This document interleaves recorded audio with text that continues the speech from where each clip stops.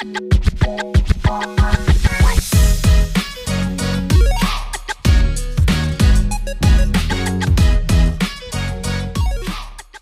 everyone, and thanks for being here with us for the very first episode of the DFIR Report podcast.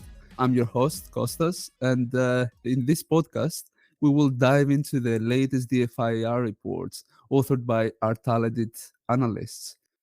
Speaking of who now, we have three of our analysts behind our latest report, which was the SEO Poisoning to Domain Control, the Gootloader Saga Continues.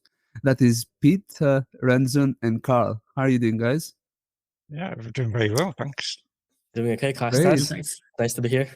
Very nice to have you here, guys. And we also have with us a long time reader and a friend of mine, Justin. How are you, Justin? So happy that you're here. Good. Thanks for having me. Big fan of everything you all put out and been following you all for a long time now.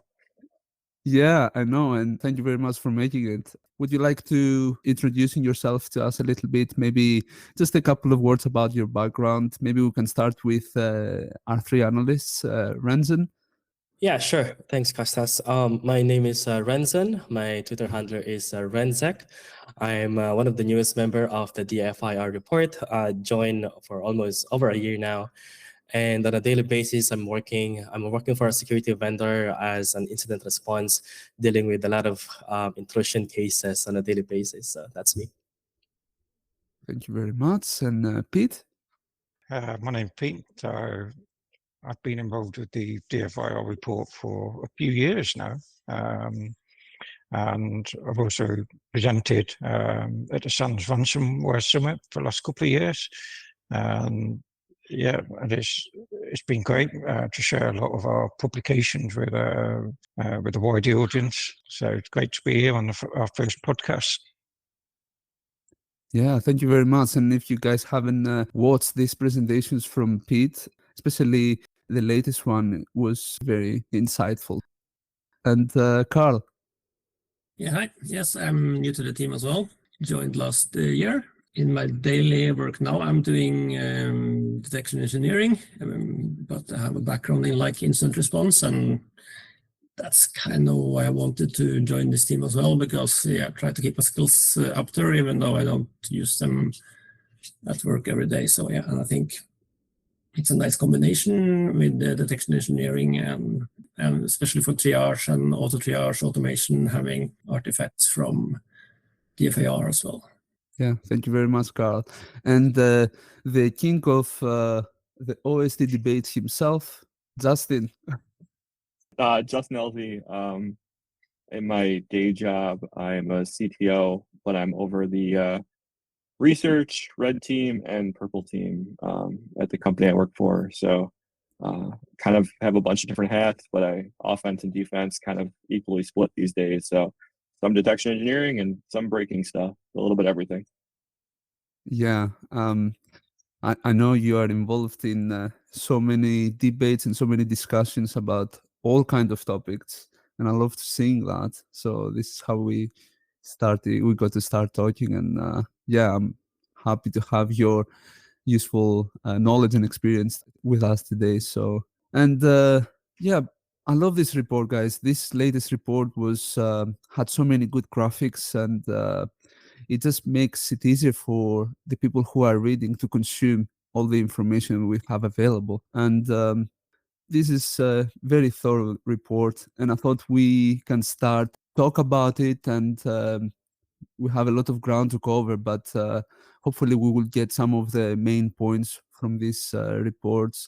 Yeah, to start with it, maybe we can talk a little bit about the initial access. You know, it seems like the threat actors behind Gootloader love to use SEO poisoning. I'd like to pass this question to Renzen, and maybe if you're okay with telling us a little bit about what SEO poisoning is and how it works. Yeah, sure. So we started this case by analyzing, of course, the initial access vector, which is, again, as we know that malware is known to be called as a bootloader. And then the usual behavior of this malware is through an attack called SEO poisoning, which means by like a search engine optimization. And it is a technique used by mostly cyber criminals right now to manipulate the search engine to at least gives and results to display some links to malicious websites that they were able to compromise. So I think their goal is to trick the user, the search engine, and then rank it up. Website would contain all those malicious links that once a user clicks that link, then that would download a specific malware, which is again what we know as a Gootloader. And it's I think my colleagues here can explain what Gootloader is, but from the report that we have right now, this is a downloader or a malware downloader that is normally written in JavaScript. So once you download this zip file from that compromised website, then once you extract that, that contains a JavaScript. And normally what typically users searches in terms of looking into this or of maybe gaining into these malicious websites are mainly a specific keywords pertaining to, let's say, agreement or maybe contracts or specific forms, licenses, templates. So those are like the main keyword searches that a typical user victims would search on a Google search. Maybe it's on a Google, or Bing, or a DuckDuckGo. Yeah.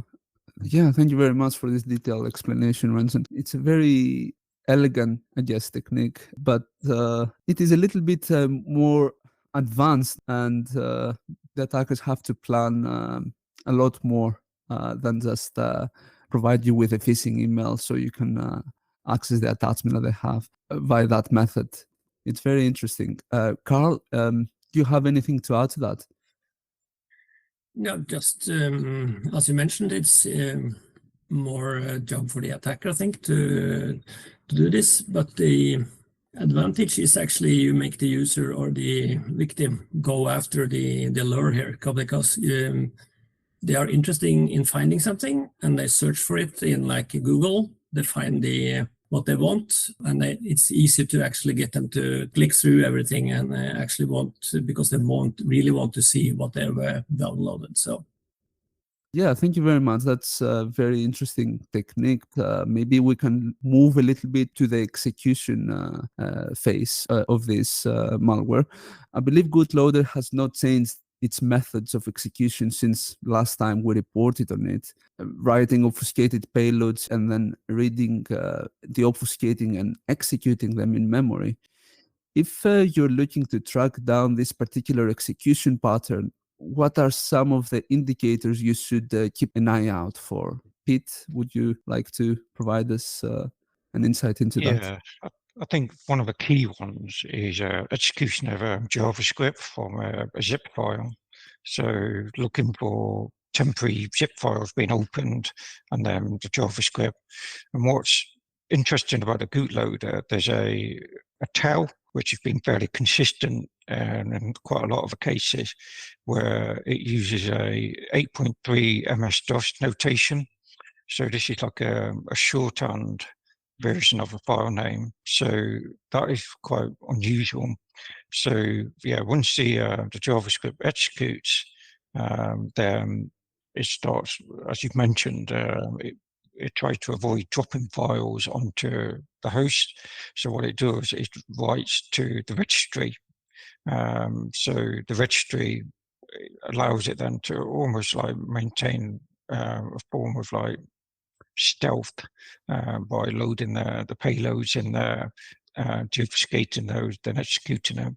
So it is very stealthy. It's worked, and as you've mentioned, it's a technique we've seen in our previous case. What was different in this case, they use a different registry key because it's been well documented what registry keys they were writing to before. So they changed that this time. Okay, yeah. So we see threat actors updating those type of artifacts. However, I think if I remember correctly, reading the strings from the registry and using PowerShell to executing the obfuscated strings. I think that behavior has remained the same. Is there a specific telemetry we could look into that will help us identify this type of execution? Yeah, a couple of the data sources we can look at are PowerShell execution logs. So that is a very useful log source. So from there, we can see the PowerShell command being executed, and we can see large blobs of obfuscated code.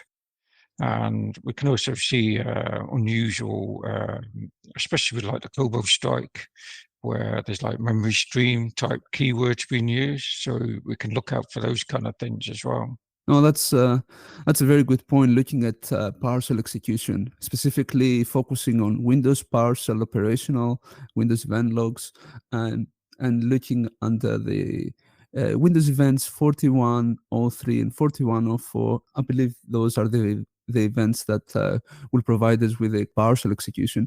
We can also look into, especially if people have an EDR or Sysmon, we can look into the cross execution logs for sure, and some of the registry read write events possibly. That would be very very useful, and it would make for an odd behavior from PowerShell to be reading and executing things from registry. I want to ask Justin, these are some pretty loud execution patterns, and in every single one of our reports now, and this one is one of them because they use PowerShell to execute base64 encoded payloads. So why do you think threat actors stick to these methods? I think, PowerShell's everywhere. People always look at payloads that allocate some memory and spawn something to memory and do that. And that's like a classically bad pattern. I think when you start getting into these intermediary steps where it's decoding some value, it's downloading something, it's kind of breaking up the execution chain, I think it gets a lot harder to signature reliably, which is why I think that these chains work really well. You're going from JavaScript with WScript as an interpreter, then you're calling PowerShell. When you start breaking things up like that and it's not doing the classic inject into memory, I think it gets a lot harder to be tracked. And obviously it still works really well. So I think these groups do a really good job staying on top of breaking antivirus signatures, because when you're doing this at scale, like you want like a long-term return, right? You did the SEO poisoning, you're changing payloads in and out. It's a lot different than sending it to one person. So I think they put a lot of time into breaking up the chain so it's reliable from a avoiding detection standpoint. Yeah, I agree. That's a good point as well, where it works, white chain, something that it works. It might not work everywhere, but in most businesses that will not even have some of the basics in terms of security and detection or prevention type of things on their network, they will go through, and we see that every day, of course. This report always scared me the most, I guess, because SEO poisoning is always something I worry about, where, hey, I want to go download VLC or Notepad++, and like I put the first link in and maybe it's, the one that's advertised is malicious, but you're in a hurry, you don't pay attention. That's why I think this is so powerful, because I could walk into that trap, or you could if you weren't double checking things. Yeah, no, yeah, that's scary. Anybody could fall for it, even if you're not within like IT or security space. I think you can easily fall for it. It's a very tricky technique and to identify. There are other layers of the intrusion which we can detect this threat, but the initial access on this one, it's quite sophisticated. I think that's right. Yeah, from the PowerShell script telemetry perspective, one thing as an incident responder would love to see whenever we are performing data acquisitions and looking for some artifacts is the artifact called console history, which is normally being used for us to know what are the typical PowerShell commands that is being used by the threat actors heavily once they get into the systems, and then they're using PowerShell to laterally move and maybe to perform some reconnaissance and internal discovery, something that we normally collect, not to the point that you have to collect it on a regular basis. But let's say you don't have a 4104 event ID for script block logging, or maybe module logging 4103 as PowerShell event ID. We normally collect that console history under the PS readline directory. Is that on by default, or do people have to go and specifically enable it manually? I think I need to check, like there's a certain version of Windows wherein it was on by default, but can be set by the GPL to enable it. Yeah, that's really the struggle with a lot of the businesses, is that if it's not on by default, they don't do anything to, especially if they don't have someone to advise them. Just to add into that, even if it is turned on, as Justin mentioned, because PowerShell is in use everywhere, it's the volume of data what gets generated.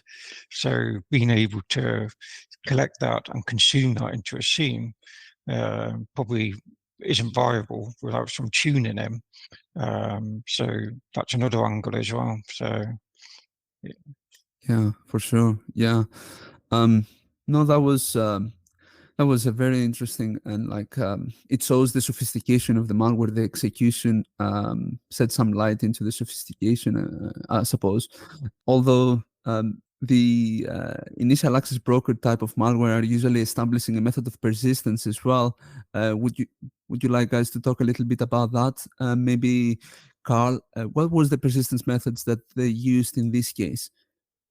Yes, to stay on the host, they used scheduled tasks to make sure that the JavaScript was executed, and every time for logon. So that's all they made sure. Yeah, it is a scheduled task, or creating Windows run keys or things like that. We see that a lot, and especially, as I said, from initial access broker, because they want to remain persistent in the host that they have infected, in case this host goes down or it's restarted or they lose access by some means. So because they want to keep the access and then sell it on, there are so many ways that you can persist. I'm sure Justin will know a lot more ways than I do on persisting on a host, although I would love to find out some of the more sophisticated ways of persistence. But some of the ones that we usually see is scheduled tasks, Windows run keys, services, although it's not as common. Maybe we can look into the discovery phase as well, because the discovery on this one was they did some extensive enumeration on the network, looking for any useful information they can exfiltrate, and collecting information about the hosts. Is there any insights we can extract here? Did anything stand out during this discovery phase, Renzen? Yeah, so we actually noticed a lot of PowerShell commandlets that collects a lot of basic information. So we kind of like interpret that one by one by providing those screenshots. They were looking into the host. They use get WMI object to look for some host operating system information. They also look for the running processes using the get process PowerShell command. They've also used and look for disk space. So there's like a disk space check that happens as well using PowerShell. They use the commandlet get -ps drive, and not just using PowerShell, but they've also performed some discovery when it comes to the network. They've used the advanced IP scanner, which we've seen with our previous reports from time to time, and it's one of the tool that is being leveraged not just by the ransomware operators, but also some of the APTs out there. When it comes to network connections, there was also a DLL host that was used by the CobbleStrike to perform some sort of LDAP enumeration. So those are the things that we normally saw on this report. Yeah, and we see them starting enumerating the host, but as the intrusion progresses, they move on to network enumerations and some more complex. They bring in tools, which is an opportunity for us to detect, especially if those tools are not used in people's environments. But they bring on, like you said, advanced IP scanner, and they use PowerShell to enumerate shared drives and things like that. So they start with host enumeration. They have an understanding of whether they want to pursue this host or the network that they landed on, and then they continue with some post-exploitation enumeration and going into shared drives, for example, and opening shared drives, looking for interesting documents that they can potentially exfiltrate or tell them a little bit more about the organization. So what are some of the documents they were focusing on? Because I know they did some enumeration on the shares, and they really focused on some documents, if I'm not mistaken. Pete, do you remember some of those documents? Yeah, they were very interested in documents or file names that were referencing passwords. So that's an easy way of harvesting credentials. And we know that people can and do store credentials in plain text files. They shouldn't. And so they were looking for those files on shared drives and various folders. And we did see files being accessed. All the documents they were interested in were contractual based. So again, there's like a financial aspect there. So they're looking for confidential data. So it was very targeted to those two types of artifacts, really. Yeah, that's interesting. Justin, what do you think of these methods of information discovery? Did any of these methods surprise you? No, it's the reliable method, right? Usually they try to do Kerber roasting or whatever else, but like this is usually flies under the radar. So you're bound to find something somewhere given enough time. So I think this is something that's really hard to fix because you're just trying to fix people. You can harden Active Directory or whatever else, but this is something, no matter how hard you try, somebody put something somewhere. Even on our the most mature clients we attack, we end up finding secrets in GitHub files or other things like that they leak. So this is something you're going to see everywhere. I know they have used an automated method of collecting this information from shares, but we saw them later on in the intrusion. We saw them also because they had GUI access. They managed to RDP into some of the hosts, and they were browsing the open shares that they found, and they were manually opening documents using the default application for opening document on that environment, like WordPad for docx documents and Notepad for TXT documents. In your experience, Justin, as a red teamer, would you ever do that? Would you ever go to the customer's network and manually open documents in that way, or would you use something, a more scripting type of method? I think it's a little bit of both. Obviously, I was talking about this yesterday, but Canary Tokens are kind of taking off now. So ideally, right, you'd be downloading things and opening them offline. However, some of these Canary Tokens tie back to EDR products and things like that. So, if I have a decent handle on what's going on, I could probably figure out what I would open. But I don't think I'd be RDPing around and opening files that way. Probably downloading them and looking at them offline. But RDP is a great, remote access method because it blends with whatever the company might use. But I don't.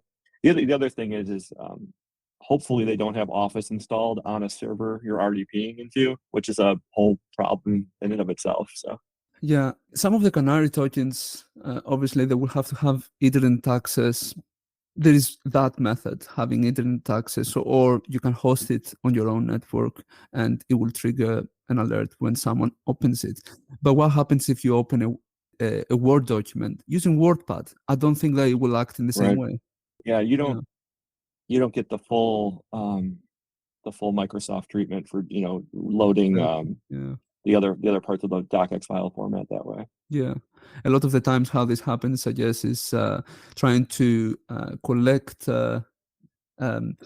something like an image or a pixel from a remote server, and this is how the alert is triggered. But if you open it with a WordPad, this functionality, I think, doesn't exist, and this is one of the reasons it doesn't trigger an alert. I guess you can always go and put a different type of trigger based on cross-execution logs, but if you have cross-execution logs, or if you have file events, for example, you can do that on shares. But yeah, there are different ways of doing that. Yeah, it's just a little bit more complicated and it's more thought.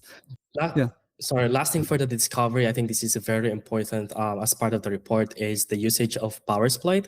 So a common tool that is used, not just Justin as a red teamer, but also a threat actor who loves leveraging it. And because we were talking about the telemetry of PowerShell, we were able to look into it. We found like a base64. When we decoded it, we found those commandlets that states get -domain file server and then get -domain searcher, and then you can easily just Google it, and then the first few results would look into the PowerSpit documentation.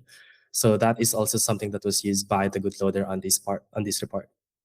Yeah, where did we find evidence of PowerSpit being executed? Which type of telemetry did we find that on? We found it on the PowerShell logs, on the event logs. Okay. Yeah, that's why these type of events are very useful to have, but they are very noisy, and you have to have enough your retention period has to be either to be long enough so you can have logs when something like that happens, or when you strip them directly to a SIEM. If the logs are so noisy, it can get expensive, and this is the shortcomings that come with it. And this is why we have the issues that we have in security, where logs would be amazing to have. In an ideal world, it can get expensive, but having this type of logs can definitely provide you with some very useful early signs of this type of activity. We see from the discovery, and we will see here in a little bit about the lateral movement, the sophistication of the threat actor. Although it started with quite an elegant method of initial access, we see them falling back to methods that are not operational security safe. They don't seem to care so much about their OPSEC, and I think it shows they don't need to think about, they don't need to be silent. So if nobody else wants to have anything else to add to that, maybe we can move on to the lateral movement. Yeah, I was just going to say about the OPSEC thing. There was a lot of default configurations of like Cobalt Strike. They were using DLL host, so that was quite evident. And even when they were switching accounts, you could see like pipes that were well-known fingerprints of Cobalt Strike and toolings. But yeah, you're right. It was quite smooth getting on the initial access, blending in, trying to use PowerShell, and then it was like really noisy. Throw a load of tools on the environment, do ping from a system account, search files, and then but they were very quick. Yeah, it's interesting how they just use the same methods as well without altering their payloads as well. So we get to see that in every single report of ours.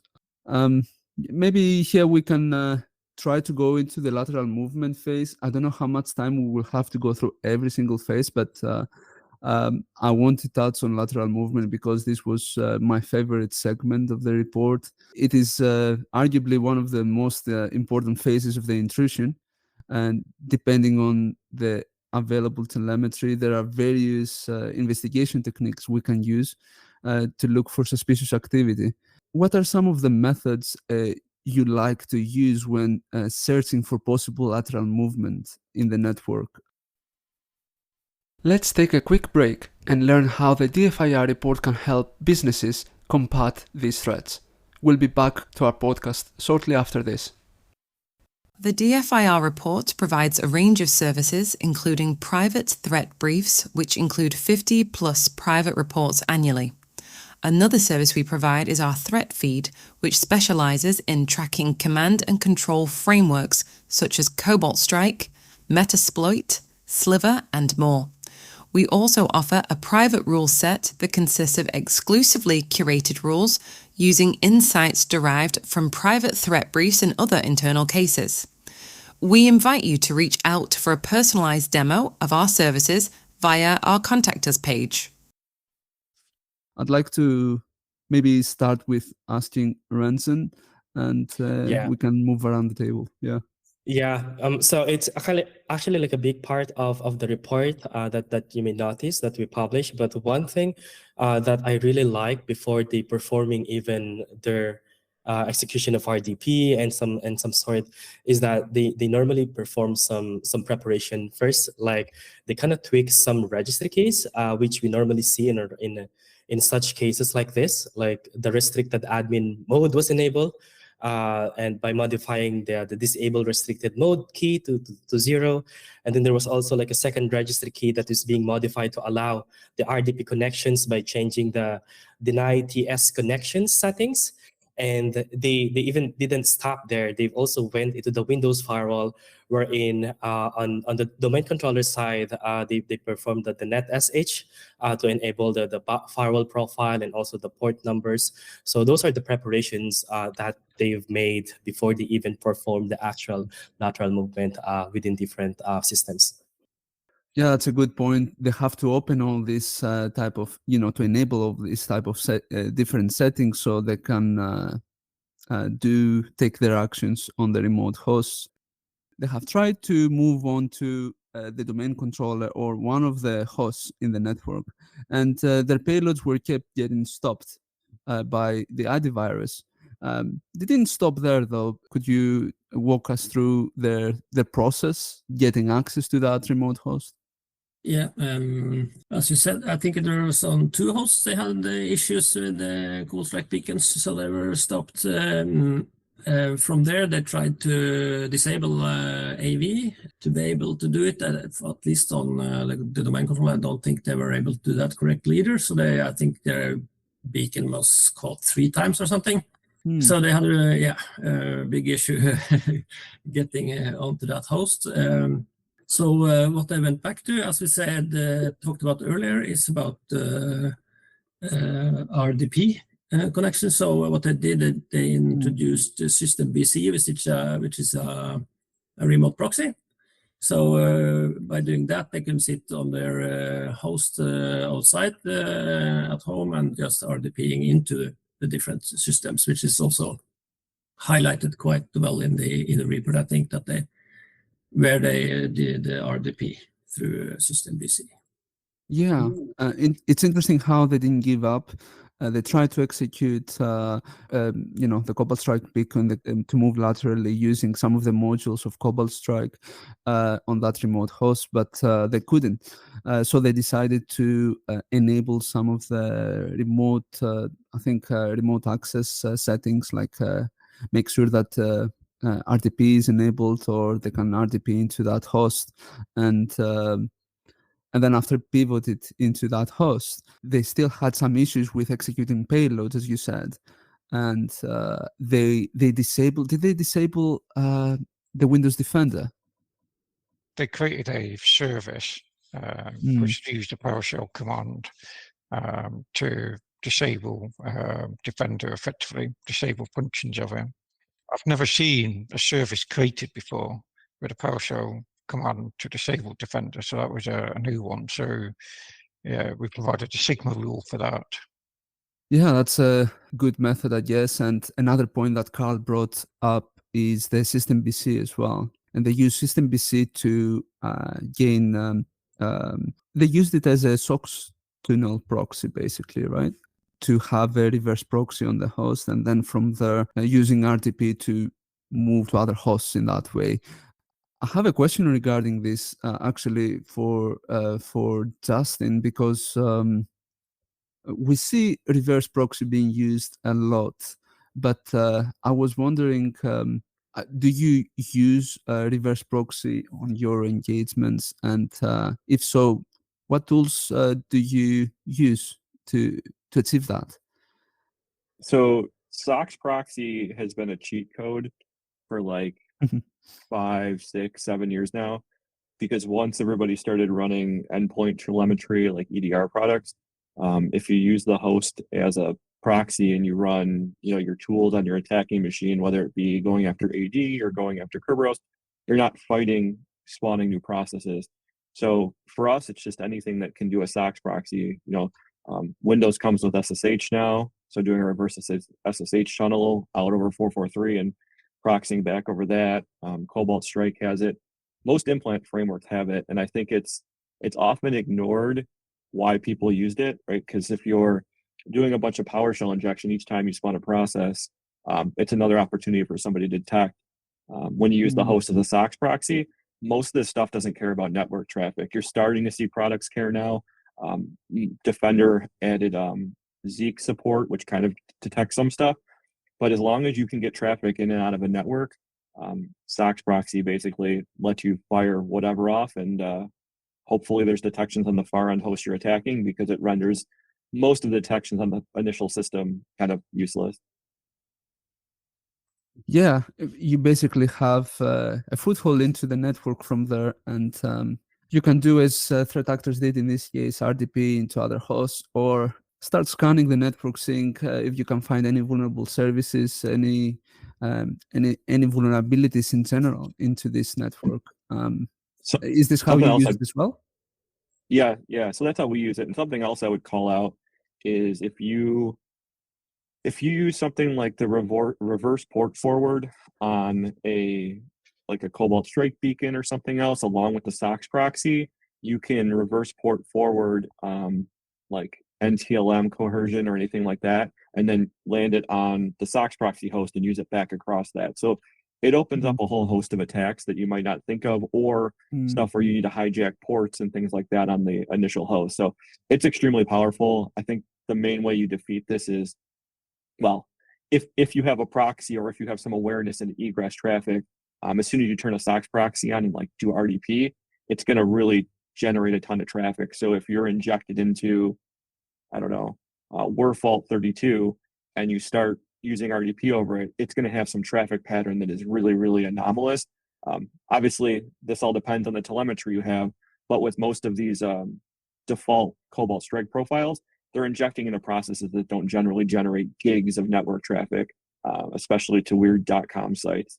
So just something else to look for if you can see traffic stats on individual processes. Network traffic is very difficult. Network telemetry, I guess, is very difficult to come for many people. It generates a lot of noise or a lot of data, and many people don't have it for that reason. And it needs a specific analyst to go and have a look for this type of abnormal network connections. However, using process execution logs, or if you have telemetry specifically for the host, we can look into PowerShell initiating remote desktop protocol sessions. In this case, I think we had many PowerShell processes initiating RDP to other hosts. That could be one of the indicators we can use if we have this type of traffic. Carl, anything you would like to add in here? Yeah, just to mention, actually, Suricata triggered on the system BC traffic here, so it's kind of easy to pick up, actually. That's useful, and we have it on the report, so people can go and have a look at the rules that were triggered regarding this. Just to add on the remote SOX proxy thing, another indicator is unusual client names. So if someone's operating from their attack box, quite often what we've seen in this case and previous other cases, or their attack machines like home PC or some random name that doesn't fit in with the other client machines on the network. So if you baseline that, then that's another way of spotting rogue connections and machines. Yeah, that's very useful. I think in this case, they had desktop DAS, which is the normal naming convention for Windows hosts. I'm sure, though, people in their own environment should be aware of the naming convention of their hosts, of their servers, and will be able to differentiate the malicious traffic from a benign one in that way too.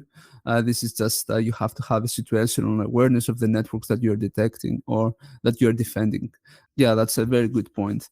And also, it's good to collect this type of information. If you know that this Windows host was anomalous or was part of the malicious activity, you can do a search to see if anybody else has reported these Windows hosts doing similar activities. And I think there was someone that was tracking all these different type of hosts that we report. Bushido token. Will. Yeah, Will was tracking it, I was about to say. And then there was also a good report from Group IB who actually delved into this topic. Those VPS that was used by threat actors, they compile all those desktop dash as well as WN or win dash strings. So those are commonly used by these threat actors. Yeah, and I think one thing that I'm going to mention of what you were saying, Kostas, is that the importance of the asset management. Like, you should know also the naming convention of all of your assets within the company. And then suddenly, once there's a successful RDP with a weird string name or with weird workstation name, then that could be pivot into something else. Yeah. What makes it difficult, though, for organizations to do that, having a good asset management? I'm pretty sure, Justin, you're very familiar with customers from your engagement and many businesses that they struggle in that arena, having a good asset management, isn't it? Yeah, I think it's because nobody thinks it's cool. Like, everybody wants to go buy an EDR product or go buy something that does something cool. Nobody wants to make a spreadsheet or have a tool that tracks everything. And then I think that, nobody's ever there from the start. So it's really hard to go back and start over. There's some better tools these days to do discovery, but it's just, bring your own device between tracking mobile devices, now tracking cloud assets. Like, it didn't get any easier. People are still trying to solve the on-site piece. Yeah, everything starts with having a good understanding of what you own and your own policies.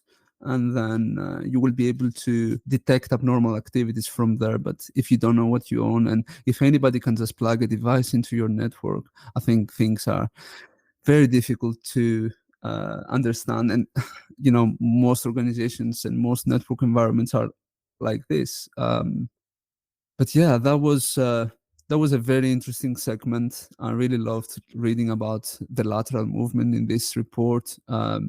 They felt that they remained persistent. They tried again to establish their objectives, and they used interesting tools to make their life easier. And we don't have much time here, but maybe we can go over the last segment of this one, which was the command control. We didn't have exfiltration. I don't think. Correct me if I'm wrong, guys. We didn't have exfiltration in this case. We didn't notice any data being exfiltrated anyway, and we didn't have a ransomware being dropped on the network. So maybe we can talk a little bit about the command and control, what tools the threat actors used, and go from there. Pete? Yeah, I like talking about command control because I always put these like timing diagrams on what beacons they were using, where we're seeing the most events. So they had a couple of beacons running, but so they tend to have like slow beacons and long haul type beacons as well. So it was a very short window, but we also leveraged Strum artifacts. So this is the system resource utility monitor. As you mentioned, we never really saw the exfiltration, but we did manage to inspect some of the SOX tunneling, so we were able to decrypt some of that. But in terms of actually seeing the data and the commands that they pulled, we didn't have that visibility on that. But we did work out the times. So they were predominantly operating quite early on, between 6 o'clock in the morning to 11 UTC. So it was fairly consistent. So from that, you can work out the time zones they're probably operating in. And then from the swarm data, we get some an indication of a byte sent, the type of data. It wasn't a huge amount, but obviously there was data, but whether that was RDP, it's not clear. But for the C2, as we mentioned, they use Cobalt Strike. There is SMB Beacons, HTTP Beacons. There is a lot of default configuration. So in terms of URI, the familiar jQuery was observed. So again, seeing that's a common fingerprint. We've seen that in dozens of cases. And what else did we see? They were using port 4444. Again, Yeah. very poor OPSEC. So if you're a good defender, you probably recognize what some of these port numbers probably relate to. Yeah. Also, there is, in terms of the Cobalt Strike usage, we see Cobalt Strike being used a lot. However, we don't see SMB beacons being used inside the network, not as often. They usually move laterally, and they don't use SMB beacons. They just use HTTP beacons, and it connects back to the command control. That was an interesting case of seeing SMB beacons, which means it will connect back to the initial infected host, and from there, this host will forward the traffic to the command control server. Justin, feel free to correct me if I'm wrong, but I believe this is how they work. But in that case, you will see traffic, internal traffic, but you won't see a lot of traffic leaving the network. And there are a lot of connections that are opening. And I don't believe they used any sleep time, which the beacon will sleep it for a specific period of time and then connect back to the command control. I don't think that they used any sleep time or any variation on their connections to the command control. Justin, do you have any questions regarding the command control phase here? Yeah. I was just going to add that I think people use the SMB beacon, obviously, like you said, because it's harder to detect because it's not going to the internet. But the other reason people use it is because since it's less popular and there's so many AV engines that do like on-machine heuristics and on-machine detonation, and they're so used to the pattern of, process starts, it loads WinINet, it goes to a URL. Simply the behavior of it just doing an SMB connection to another host is enough to throw off some AV initially, because it's, that's not generally bad. Even though Cobalt Strike is bad and these things have been signatured to death, the SMB behavior is less prevalent, and just simply doing that might give you just a little bit of edge to get by AV. So I'd actually be curious to see if the thing they tried to PS exec in lateral movement was an SMB beacon, or was the beacon trying to call out over HTTP or HTTPS. Yeah, I'm not sure. Guys, do you have the answer to this?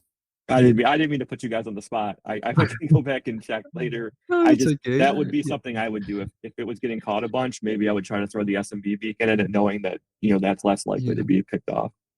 HTTP beacons, they're using PowerShell and DLL hosts. So our assumption is the SMB, like I say, there was probably one egress point, and then the rest of the SMB beacons were buried deeper in the network, and then they were connecting back. That seemed to be a standard tradecraft of like red team operations, really, rather than deploying HTTP beacons everywhere. Yeah, I do believe that was an SMB beacon that they tried to use, and then they failed. That was an SMB beacon. they only used HTTP beacon on the initial, on the beachhead host. That's if I'm not mistaken. Justin, do you think it's a little bit more difficult to, I guess, facilitate the SMB beacon connection or to set up, I guess, the SMB beacon? I would say normally yes, but Cobalt Strike is pretty much point and click.